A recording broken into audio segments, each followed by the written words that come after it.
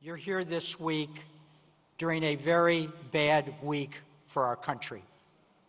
I was just up in the hotel room watching the bodies of Ambassador Chris Stevens, Sean Smith, Glenn Doherty, Tyrone Woods, arriving home to the country that they loved. The U.S. ambassador and the others were brutally murdered. As we talk and meet here this afternoon, U.S. embassies across the Middle East and in northern Africa and now spreading to other parts of the world are under siege.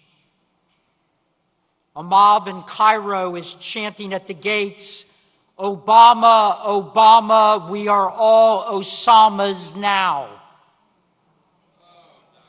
Ladies and gentlemen, the proper response to that mob is if you are all Osamas now, you will reach the same fate he did.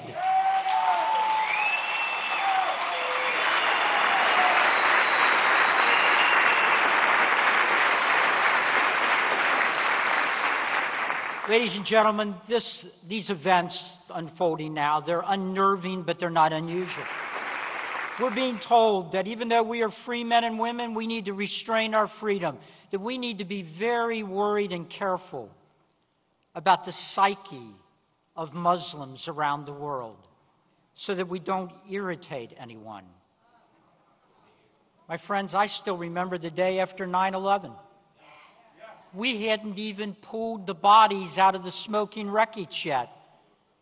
And Palestinian Muslims, people we had given billions of your tax dollars to, ran into the streets, shooting guns in the air, giving candy out to their children, celebrating our pain and suffering. I remember Daniel Pearl, the Wall Street Journal reporter. Maybe some media people might want to think about their dead colleague. Daniel Pearl, tormented and tortured on videotape, made to look into the camera and say over and over again, "I am a Jew, I am a Jew," before they decapitated him and sent the video of his severed head all over the Middle East as a recruiting tool. Don't tell me to worry about Muslim sensibilities.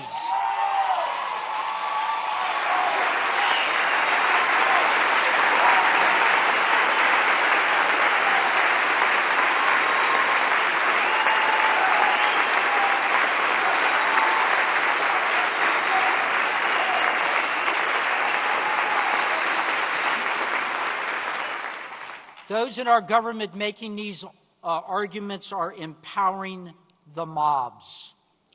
We owe no apology to Islamists.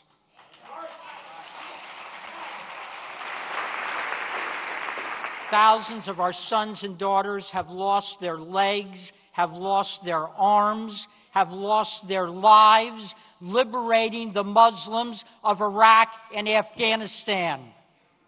They paid the ultimate price. There have been more mosques built in the United States in the last 11 years since 9/11 than in any 11-year period in the history of this country, because here we respect all faiths, if only the countries we liberated treated the Christians and Jews that live in those countries as well as we treat American Muslims.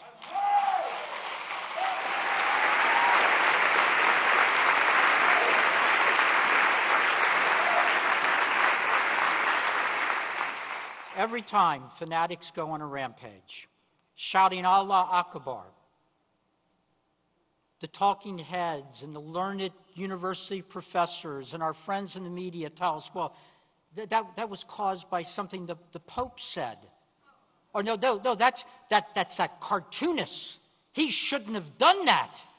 Oh, no, it's this film. Oh, it's this pastor down in Florida. No, some infidel touched the Quran. My friends, these are the excuses for the mobs. They are not the cause of the mobs. The cause of the mobs is radical Islam. It's the cancer growing in the middle of that faith. It's the mosque all over the world with radical imams teaching young Muslims that the only way they can be certain to get the favor of Allah is to either make the infidels submit or to kill them. That is what causes the riots and the mobs.